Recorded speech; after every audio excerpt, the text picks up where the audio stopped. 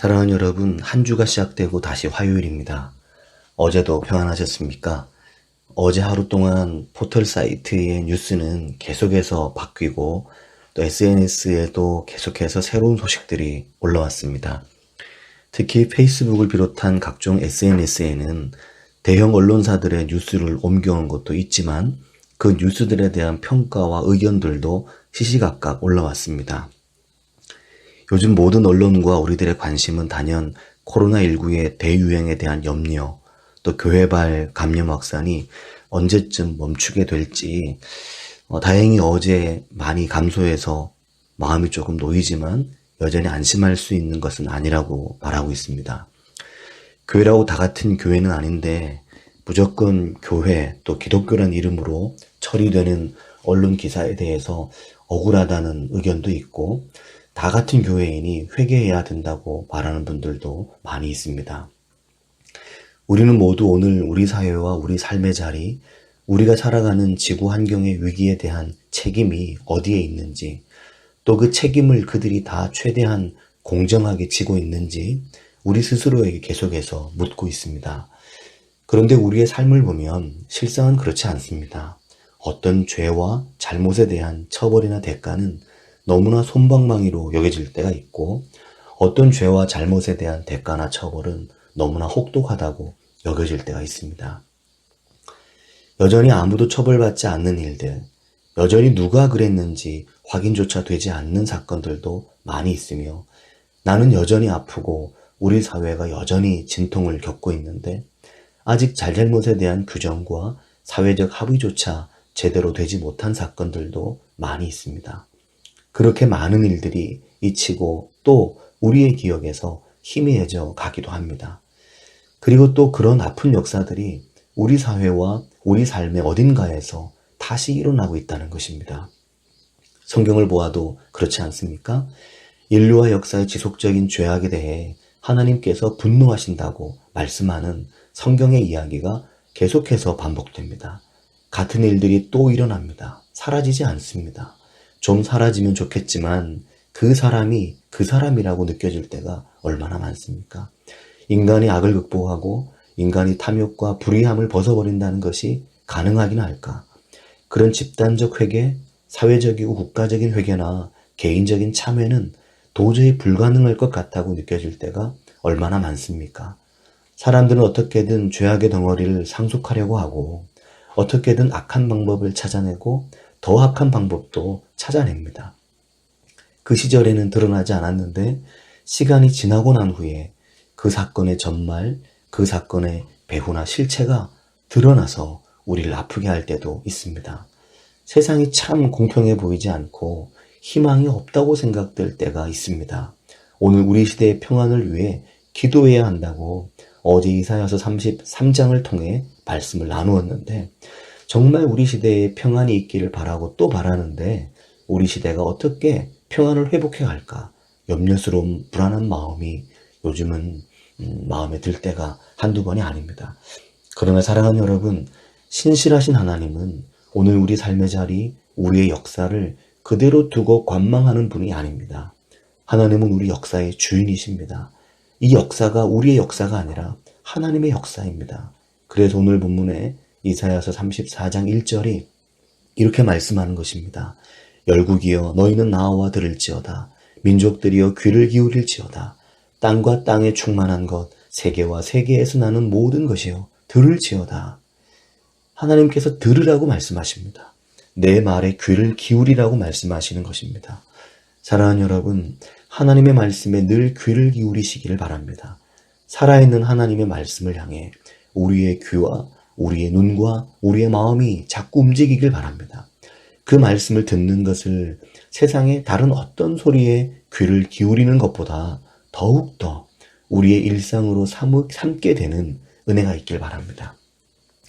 아침에 일어나면 스마트폰이든 신문이든 TV든 어제의 뉴스나 오늘 아침의 현안에 대해 귀를 기울이듯이 하나님의 말씀에 매일 귀를 기울일 수 있는 은혜와 평안이 오늘 우리에게 있기를 바랍니다. 뉴스가 사람을 만들고 들려오는 소식의 양이 그 시대를 만듭니다. 모든 뉴스, 모든 소리에는 다 방향이 있습니다. 뜻없는 소리는 별로 없습니다.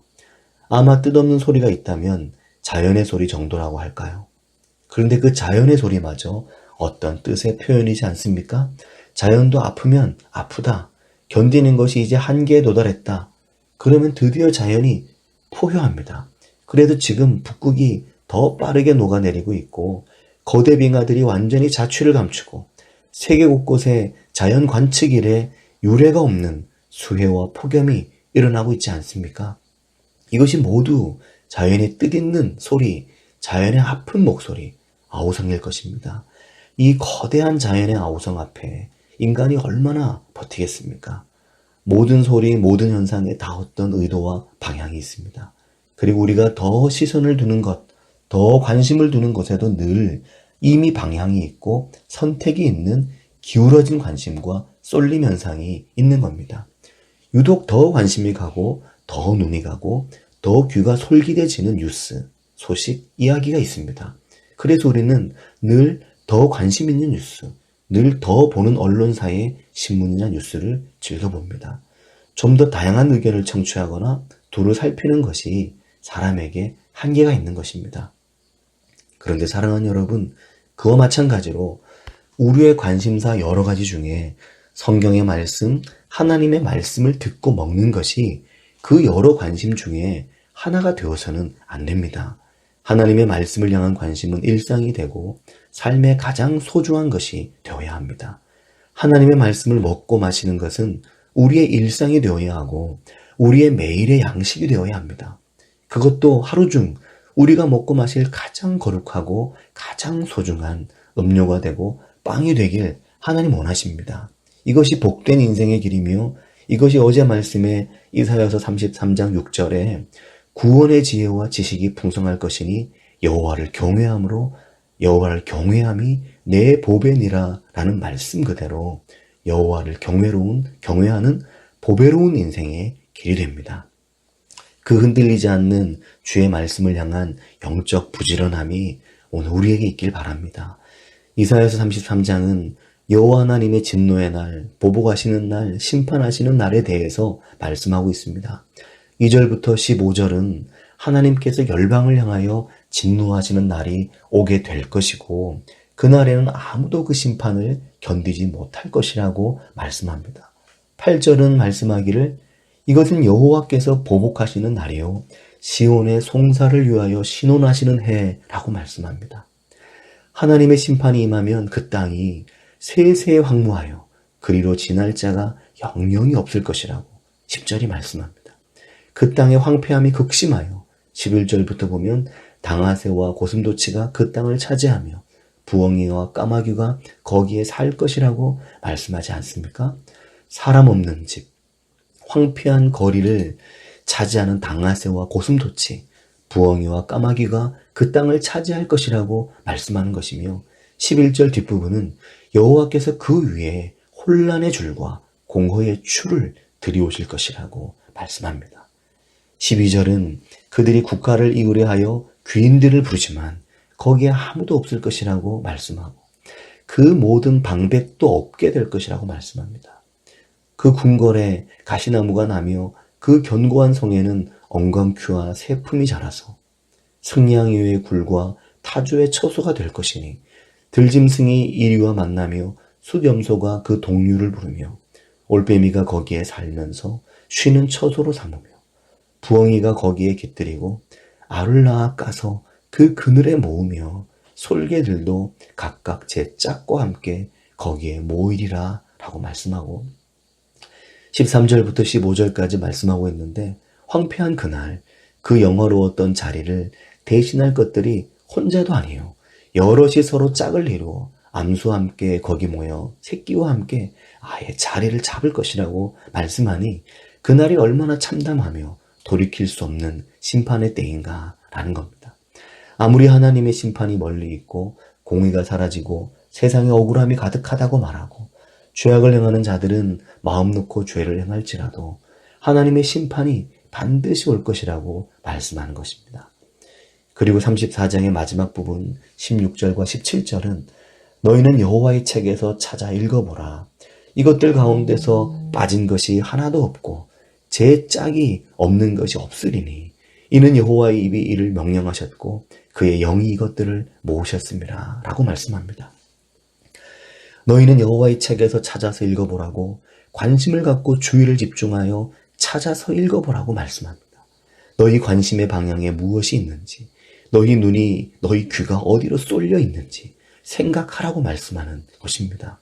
하나도 빠지지 않을 것이며 짝이 없는 말씀이 없을 만큼 하나님의 말씀이 완전히 성취되리라고 말씀하시는 것입니다. 왜냐하면 이것이 여호와 하나님의 명령이라는 것이며 하나님의 영이 이 심판의 날을 불러 모으실 것이라고 말씀하며 그 심판의 날이 영원히 지속될 것이라고 말씀하는 것입니다. 사랑하는 여러분, 하나님의 말씀에 귀를 기울이는 것이 하루아침에 되는 것이 아닙니다.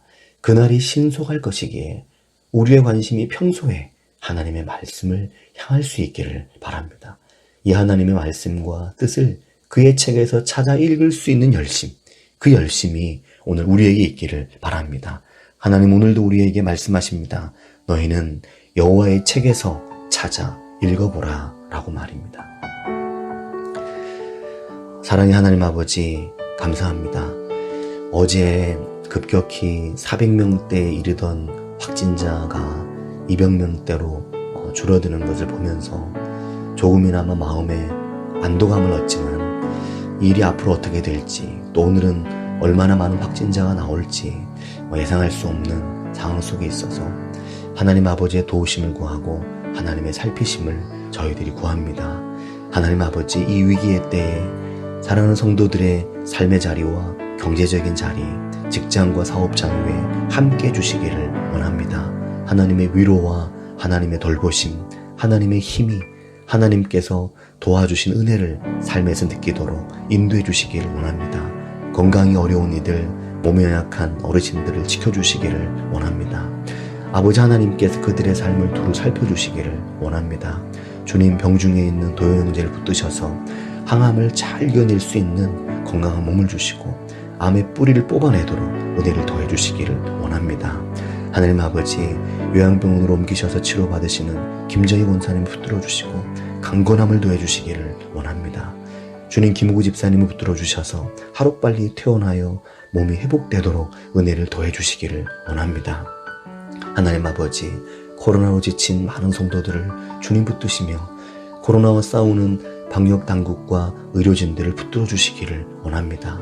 저희들의 마음이 제각각이라 서로 때로는 충돌하고 때로는 다툼이 있지만 주님, 이 위기의 때를 온 나라가 함께 이겨내도록 인도해 주시기를 원합니다.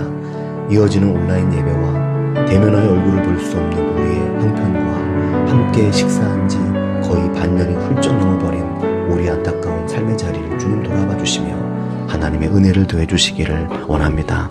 아버지 하나님, 저희 삶의 자리에 늘 은혜를 더하시기를 바라고 원하오며 저희 인생이 하나님의 말씀을 향하여 더 가까이 나아가게 되기를 바라고 원하오며 예수 그리스도의 이름으로 기도드립니다. 아멘.